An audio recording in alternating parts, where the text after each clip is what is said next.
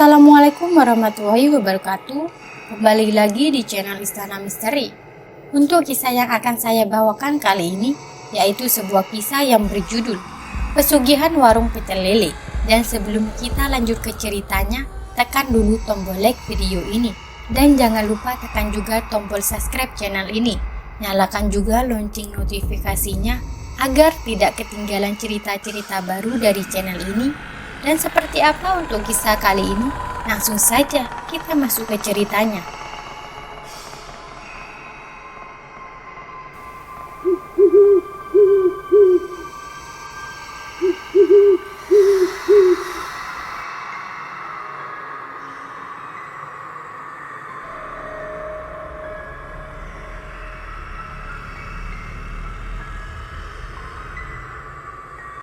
Pak Basuki tersenyum mendengar saran dari pemuda itu. Wah, terima kasih ya mas. Saya memang sudah lama ingin mengganti spanduk tapi belum sempat. Gak apa-apa pak, mending segera diganti biar lebih banyak pembeli yang tertarik. Apalagi kalau ditambah gambar lele yang menggiurkan, pasti makin ramai. Kata pemuda itu sambil menunggu pesanannya. Setelah pesanan siap, pemuda itu segera membayar dan membawa pulang 7 porsi pecel lele yang telah disiapkan Pak Basuki. Saat pemuda itu pergi, Pak Basuki teringat bahwa ia harus mampir membeli popok sebelum pulang.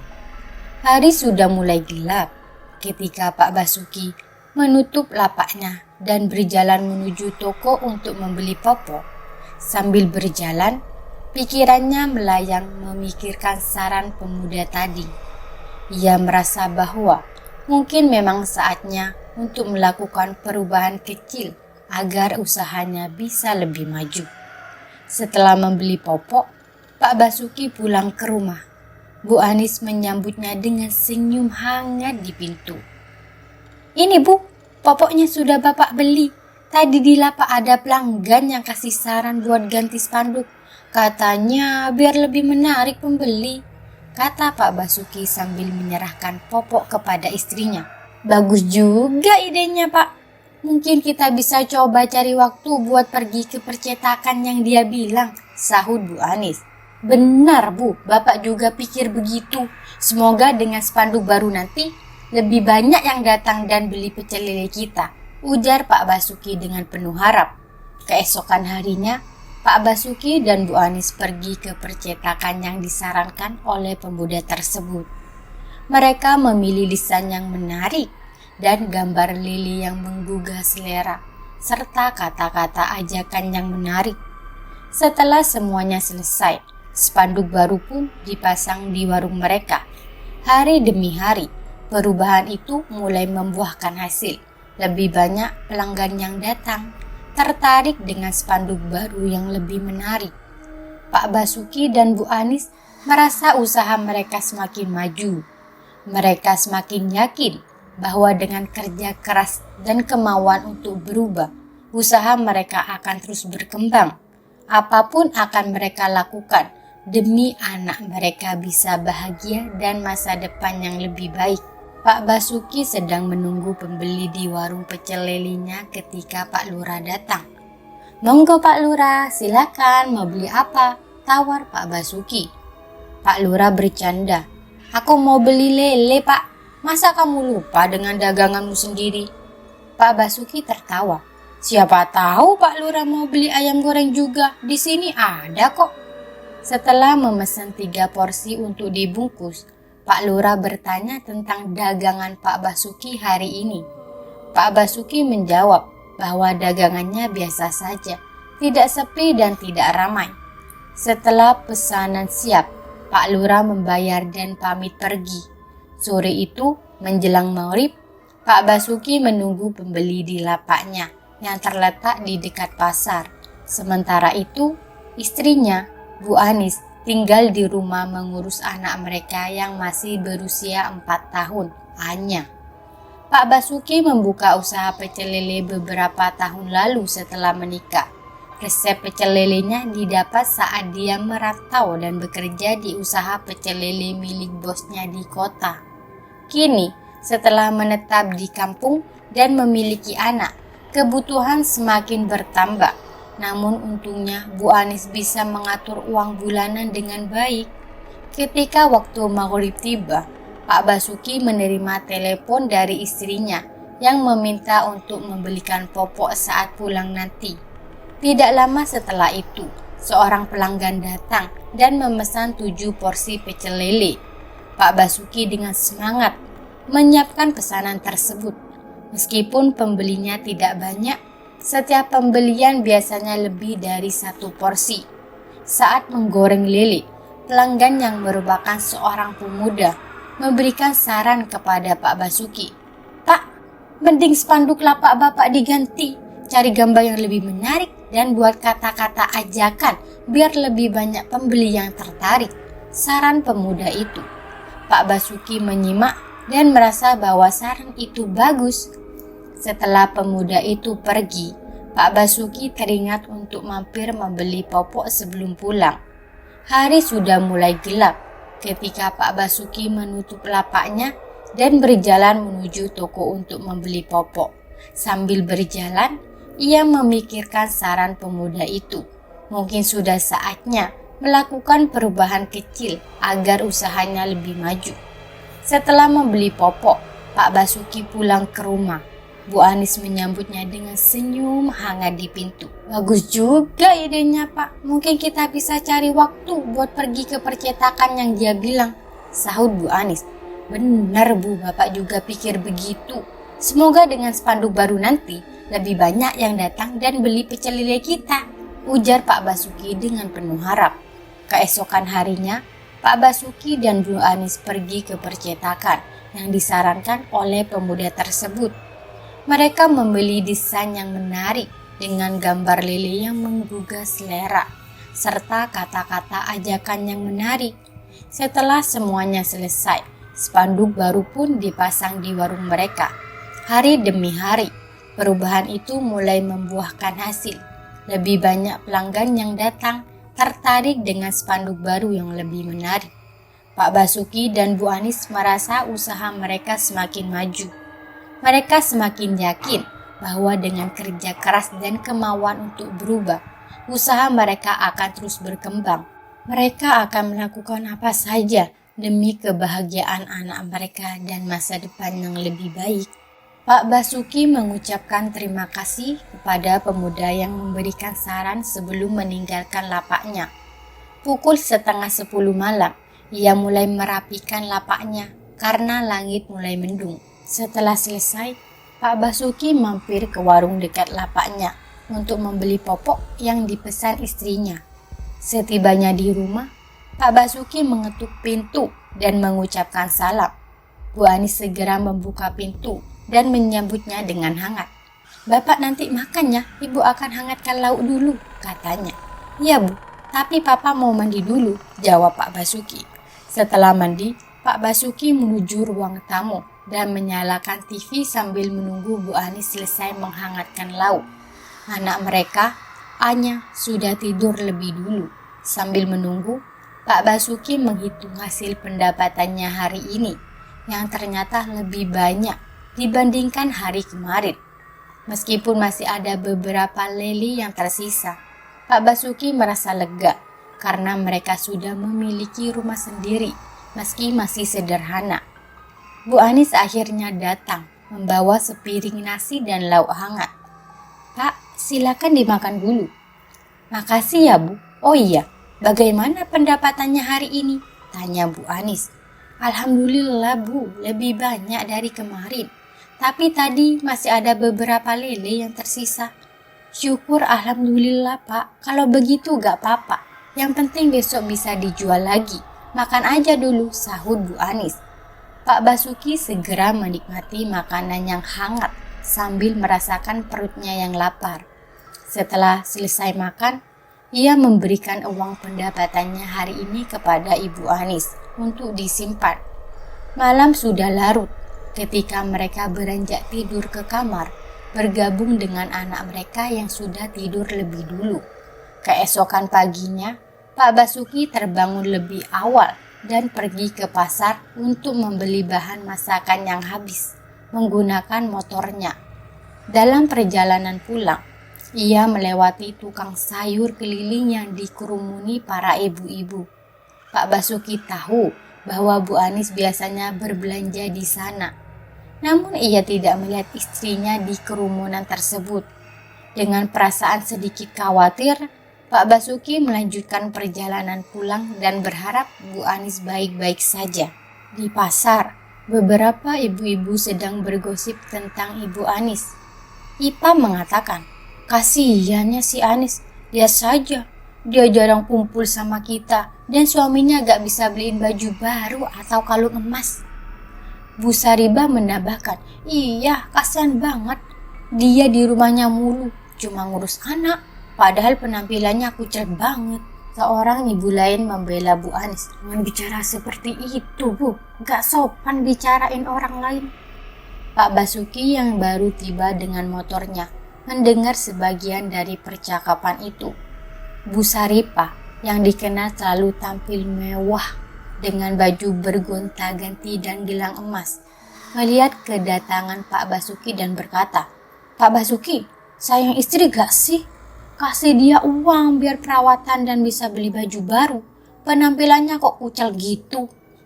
Pak Basuki tidak menghiraukan ucapan ibu-ibu itu dan langsung menuju rumah. Dia khawatir ada sesuatu yang tidak beres dengan Ibu Anis. Setibanya di rumah, Pak Basuki mencari istrinya di ruang depan, ruang tengah, dan kamar, namun tidak menemukan Ibu Anis.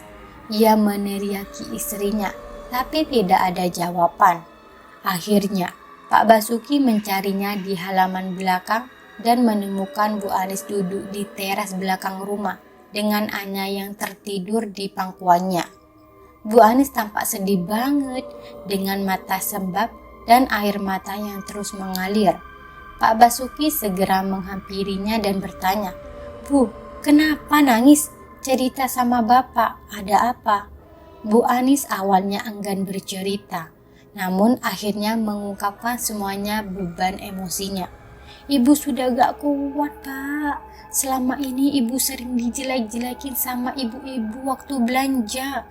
Ibu gak mau cerita sama Bapak karena ibu gak mau Bapak khawatir."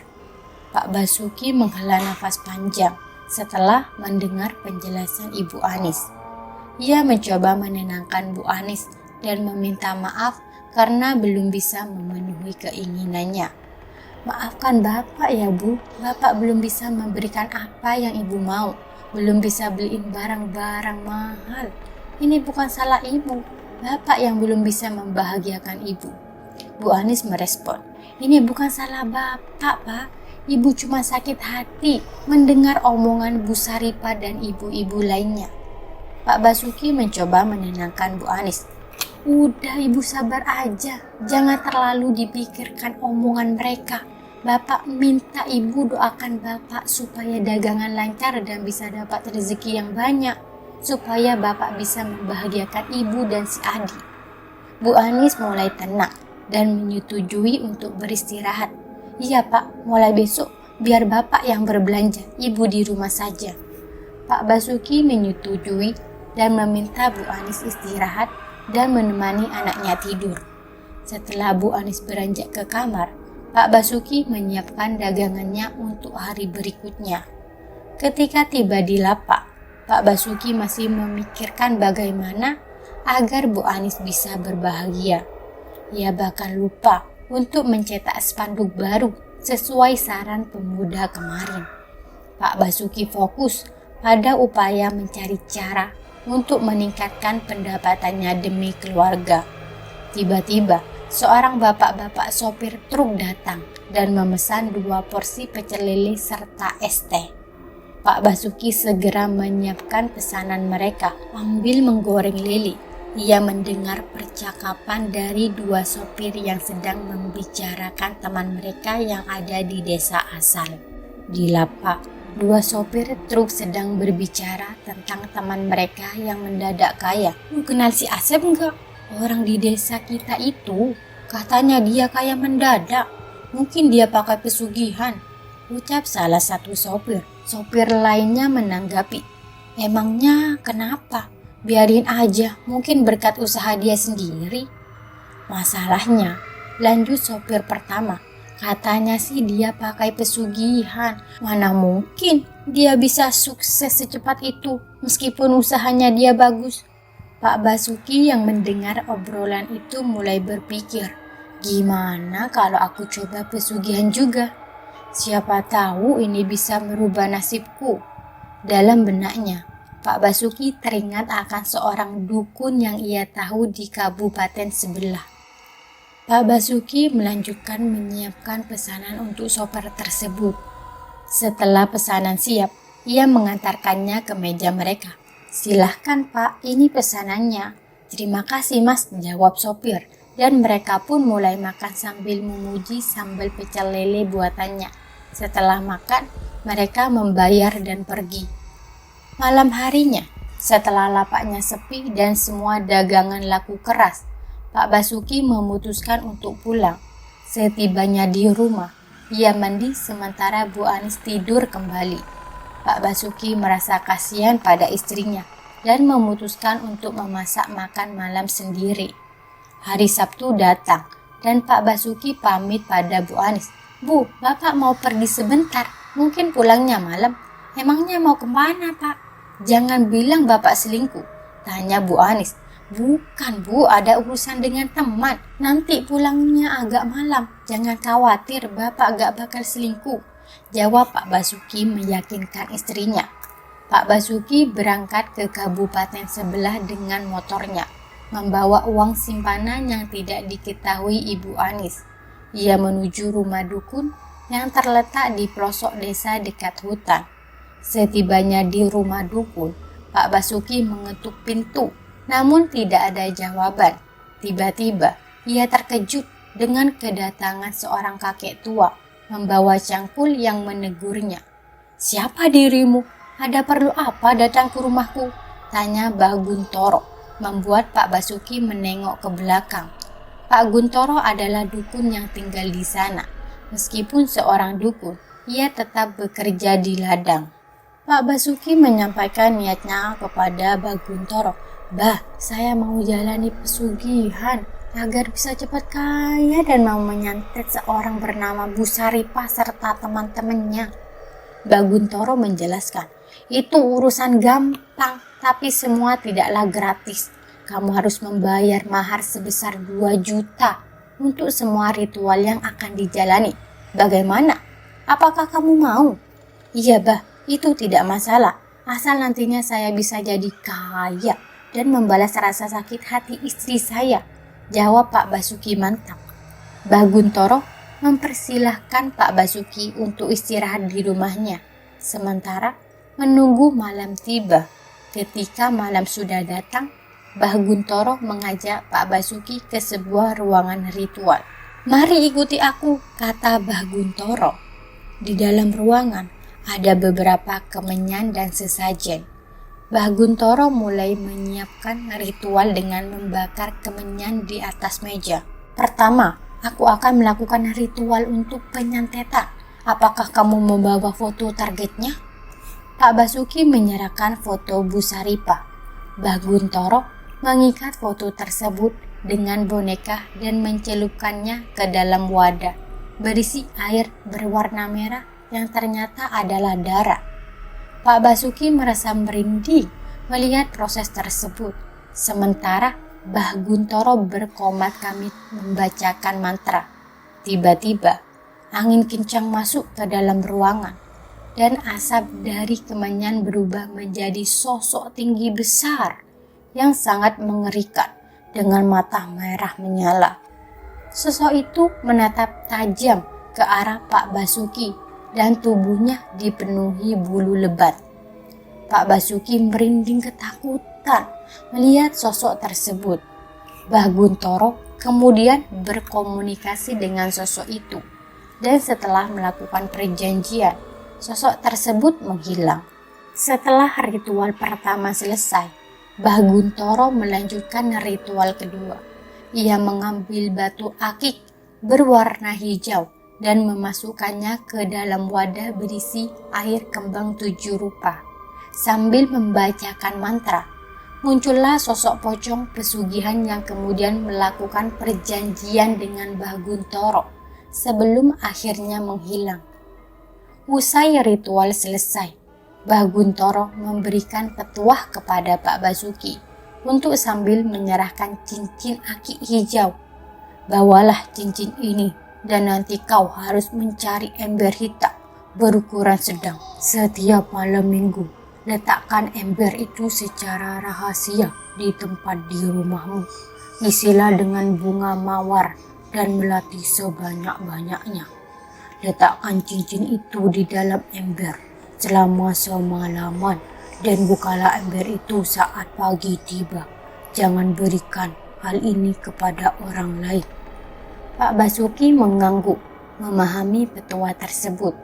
Satu lagi, kamu harus memakai cincin ini saat dirimu sedang berdagang, tambah Mbah Guntoro. Dengan petuah dan cincin di tangan, Pak Basuki meninggalkan rumah dukun dengan penuh harapan. Mbah Guntoro menyampaikan kepada Pak Basuki, saya menjamin daganganmu akan laris. Untuk santet yang telah kukirimkan, mereka akan mengalami sakit gatal-gatal yang membuat kulit mereka menjadi menjijikkan. Tapi ingat, jika mereka meminta maaf kepada orang yang telah disakiti, maka santet itu akan gugur. Pak Basuki mengangguk, memahami konsekuensi dari santet tersebut. Ia berniat hanya untuk membuat Saripah dan teman-temannya merasakan rasa tidak nyaman tanpa membahayakan nyawa mereka. Setelah menyelesaikan pembayaran, Pak Basuki pulang dan melanjutkan aktivitas sehari-hari tanpa memberitahukan Bu Anis tentang apa yang baru saja dilakukan. Pak Basuki mengikuti semua petunjuk Mbah Guntoro. Di hari Minggu, setelah meletakkan ember berisi bunga-bunga dan cincin hijau di tempat yang ditentukan, Pak Basuki terkejut saat menemukan bahwa bunga-bunga di ember tersebut telah berubah menjadi uang dalam jumlah yang sangat banyak. Kegembiraan Pak Basuki tidak dapat disembunyikan. Ia segera merencanakan untuk membeli perhiasan untuk istrinya dan pakaian baru untuk anaknya. Sementara itu, di lapak dagang, Pak Basuki tidak lupa mengenakan cincin hijau tersebut. Sesuai ramalan Mbah Guntoro, banyak pembeli berdatangan dan Pak Basuki pun kewalahan melayani mereka yang membuat keuntungannya meningkat pesat. Seminggu kemudian, Pak Basuki mendengar kabar dari Bu Anis bahwa Bu Saripah dan kawan-kawannya mengalami sakit parah. Kulit mereka tiba-tiba gatal-gatal dan mengeluarkan nanah. Mereka menjadi malu dan jarang keluar rumah. Pada malam itu, Bu Saripah mengalami mimpi buruk. Dalam mimpinya, ia berada di kamar tidur dan tiba-tiba melihat gumpalan asap yang masuk ke kamarnya. Asap tersebut berubah menjadi sosok tinggi besar yang sangat menakutkan. Bu Saripah merasa tubuhnya kaku dan tidak bisa bergerak. Sosok itu mendekat dan akhirnya meniupkan sesuatu ke tubuh Bu Saripah. Bu Saripah terjaga dengan terlonjak. Keringat membasahi tubuhnya dan merasakan gatal-gatal yang hebat di sekujur tubuhnya. Ia segera pergi ke kamar mandi untuk mengguyur tubuhnya. Dan hal yang sama juga terjadi pada teman-temannya malam itu. Kekacauan yang disebabkan oleh santet mulai tampak jelas, dan Bu Saripah serta kawan-kawannya menghadapi kondisi yang membuat mereka tertekan dan malu.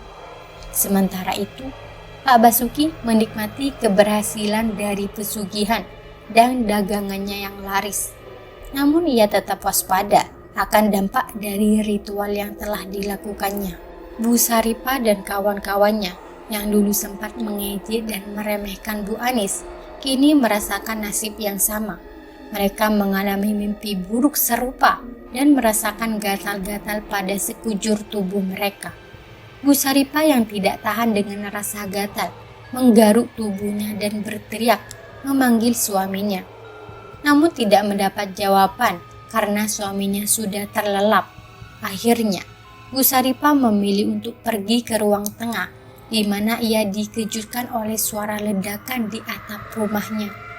Ketika ia mendekati pintu untuk memeriksa sumber suara, Bu Saripah terkejut melihat sosok tinggi besar yang sama persis seperti yang dilihat dalam mimpinya. Ketidakmampuan Bu Saripah untuk menahan ketakutan membuatnya pingsan di depan pintu. Hal yang sama terjadi pada teman-temannya yang juga mengalami ketakutan serupa. Sementara itu, Pak Basuki yang telah menjalani ritual pesugihan dengan lancar selama 1 tahun mulai merasakan gangguan. Meskipun awalnya tidak ada masalah dan bisnisnya berkembang pesat, rumahnya mulai sering mengalami gangguan. Sosok-sosok aneh mulai muncul dan anaknya Anya selalu rewel dan sering menangis tanpa alasan yang jelas. Bu Anis menjadi khawatir melihat kondisi anaknya. Pada suatu malam, ketika Pak Basuki sedang duduk di ruang tengah bersama Bu Anis dan anaknya, si Anya tiba-tiba anak mereka menangis keras. Bu Anis bertanya pada anaknya, tetapi si Anya hanya terus menangis ketika melihat Pak Basuki. Bu Anis mengisolasi Pak Basuki dari anaknya dan membawanya ke kamar. Di ruang tengah, Pak Basuki merasakan angin dingin dan bau busuk. Gorden di belakang televisi bergerak sendiri dan tiba-tiba muncul sosok pocong yang sangat menakutkan. Pak Basuki menjadi kaku dan pingsan di sofa. Sementara itu, Bu Anis yang keluar dari kamar untuk mengambil air putih dikejutkan oleh suara yang memanggil namanya. Saat ia menoleh, ia melihat sosok pocong yang menatapnya dengan menakutkan. Bu Anis juga menjadi kaku dan pingsan, seperti Pak Basuki. Pagi hari, Bu Anis terbangun lebih dahulu karena tangisan anaknya yang kehilangan ibunya. Selama 1 tahun, Bu Saripah dan kawan-kawannya masih mengalami teror setiap malam, membuat mereka stres dan kapok. Pak Basuki yang kini terjaga di malam hari, menghadapi sosok pocong pesugihan yang datang, meminta tumbal anaknya. Pak Basuki sangat terkejut karena tidak ada perjanjian untuk tumbal anaknya. Dia mulai menyadari bahwa jin atau setan sering berdusta dan menipu manusia untuk mencapai tujuan mereka. Kini, Pak Basuki harus menghadapi kenyataan pahit dari pesugihan yang dilakukannya dan berusaha mencari jalan keluar dari kekacauan yang ditimbulkan. Pak Basuki yang menolak permintaan sosok genderuwo semakin terpuruk dalam ketakutan. Setelah kemunculan bocah lusuh yang ternyata berubah menjadi sosok tinggi berbulu, Pak Basuki pingsan setelah terlempar beberapa meter akibat amarah makhluk tersebut. Pagi harinya, Bu Anis menemukan suaminya pingsan di halaman depan rumah. Kebetulan Pak Lurah sedang lewat dan segera membantu membawa Pak Basuki masuk ke dalam rumah. Bu Anis panik saat mencoba membangunkan Pak Basuki, tetapi suaminya tetap tidak sadar. Namun, dia masih bernafas. Anak mereka yang berada dekat dengan Pak Basuki mulai menangis keras setiap kali melihat Pak Basuki, yang menambahkan kekhawatiran. Pak Lurah merasa ada yang tidak beres dan menyarankan agar Bu Anis memanggil seorang ustadz untuk memeriksa keadaan Pak Basuki. Pak Lurah kemudian pergi untuk menjemput Ustadz Helmi, seorang ustadz yang dikenal dapat membantu dengan ruqyah. Sesampainya di rumah, Ustadz Helmi merasakan hawa negatif dan melihat cincin yang dikenakan Pak Basuki. Setelah memeriksa dengan mata batin, Ustadz Helmi mengetahui adanya gangguan serius. Ketika Ustadz Helmi mencoba mengambil cincin dari Pak Basuki, Pak Basuki tiba-tiba terjaga dan matanya menatap tajam. Dalam keadaan kesurupan, Pak Basuki berbicara dengan suara yang bukan miliknya, mengklaim bahwa dirinya milik sosok yang merasuki tubuhnya dan bahwa sosok tersebut ingin menjadikan tobat atas perbuatannya. Ustadz Helmi segera menyuruh sosok itu untuk meninggalkan tubuh Pak Basuki. Namun, pertarungan spiritual antara Ustadz Helmi dan sosok jahat itu semakin memanas. Ustadz Helmi berusaha keras untuk mengusir makhluk tersebut dan menyelamatkan Pak Basuki dari pengaruh jahat yang menguasai dirinya. Setelah pertarungan spiritual yang menegangkan, Pak Basuki akhirnya diselamatkan oleh Ustadz Helmi. Sosok genderuwo yang merasuki Pak Basuki tetap menuntut tumbal anak Pak Basuki. Tetapi Ustadz Helmi berhasil mengusirnya dan menyelamatkan Pak Basuki. Pak Basuki merasa sangat menyesal dan meminta maaf kepada istrinya Bu Anis atas semua yang telah dilakukannya. Dia berjanji untuk menghancurkan cincin pesugihan dan mencari rezeki dengan cara yang halal. Ustadz Helmi dan Pak Lurah berusaha menutup aib Pak Basuki, menjaga privasinya dan tidak memberitahukan fakta sebenarnya kepada orang lain. Mereka berharap Pak Basuki akan berubah dan menjalani hidup yang benar. Bu Saripah dan kawan-kawannya yang juga mengalami gangguan dan penyakit akibat gosip mereka akhirnya diperingatkan oleh Ustadz Helmi dan Pak Lurah. Mereka disarankan untuk meminta maaf kepada semua orang yang telah mereka gosipkan dan membuat mereka merasa sakit hati. Dengan menjalani permintaan maaf ini, mereka mulai sembuh dari penyakit yang mereka alami. Pak Basuki dan Bu Anis pun akhirnya bisa berdamai dengan keadaan mereka. Mereka kembali menjalani kehidupan sederhana namun penuh rasa bersyukur. Bu Saripah dan kawan-kawannya juga kapok dan berhenti melakukan gosip yang merugikan orang lain. Kisah ini mengajarkan bahwa perbuatan buruk akan mendatangkan konsekuensi dan bahwa meminta maaf serta bertobat adalah langkah penting untuk memperbaiki kesalahan dan menghindari dari dampak buruk dari perbuatan kita.